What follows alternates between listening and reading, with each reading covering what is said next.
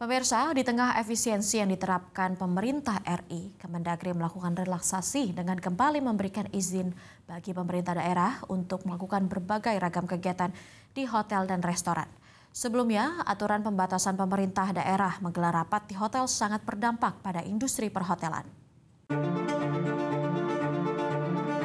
Hari Rabu tanggal 4 Juni lalu, Menteri Dalam Negeri Tito Karnavian memberikan izin kepada pemerintah daerah untuk kembali menggelar ragam kegiatan hingga rapat di hotel dan restoran.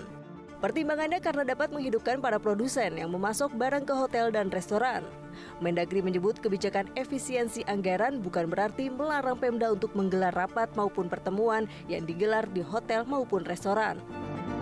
Pertemuan tetap diizinkan sepanjang benar-benar dimanfaatkan dan tidak berlebihan.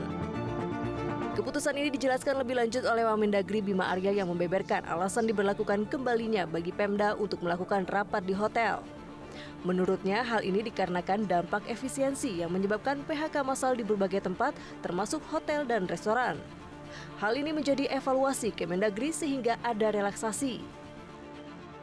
Ya, mungkin nantinya akan disusun panduan secara lebih teknis, tetapi tentu pemerintah daerah kami minta untuk menyusun perencanaan yang sesuai dengan kebutuhan.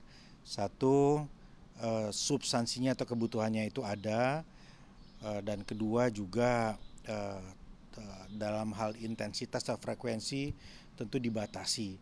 Yang penting adalah ekosistemnya kembali hidup gitu, karena ini kan bukan saja kita berbicara tentang karyawan hotel, tetapi ada dampak-dampak yang lain ya, ekosistem dari wisata, kunjungan, rapat-rapat dan sebagainya.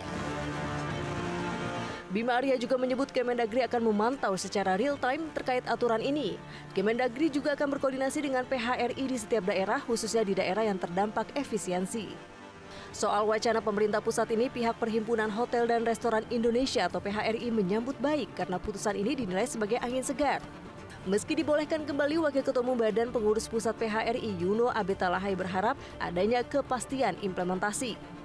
Realisasi konkret dari keputusan Mendagri ini agar bisa sejalan dengan kewenangan dari masing-masing kepala daerah.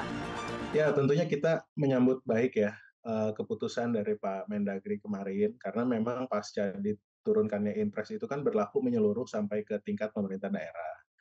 Nah, kemarin memang dirasakan seperti angin segar lah buat kita bahwa memang pemerintah daerah sudah mulai diperbolehkan, namun tentunya dengan syarat-syarat yang tadi sudah disampaikan juga. Kami juga berharap realisasinya juga konkret, karena apa? Kita juga sama-sama tahu bahwa di daerah ini kan ada juga kewenangan maksimal dari para kepala daerahnya masing-masing. Jadi maksud saya adalah keinginan pemerintah pusat lewat statement Pak Mendagri ini, apakah inline nantinya dengan keputusan si kepala daerahnya masing-masing? Nah, itu juga masih jadi pertanyaan buat kita. Jangan lupa Undang-Undang Otonomi Daerah itu begitu kuat menguatkan para kepala daerah di daerahnya masing-masing.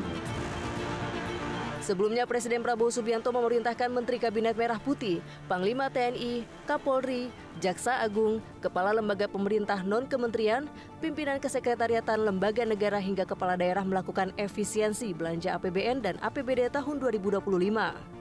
Hal ini tertuang dalam Instruksi Presiden Nomor 1 Tahun 2025 tentang efisiensi belanja dalam pelaksanaan anggaran pendapatan belanja negara dan anggaran pendapatan belanja daerah tahun anggaran 2025. Inpres ini diteken Prabowo pada 22 Januari 2025. Dari Jakarta, Tim Liputan Metro TV. Jelajahi cara baru mendapatkan informasi. Download Metro TV Extend sekarang.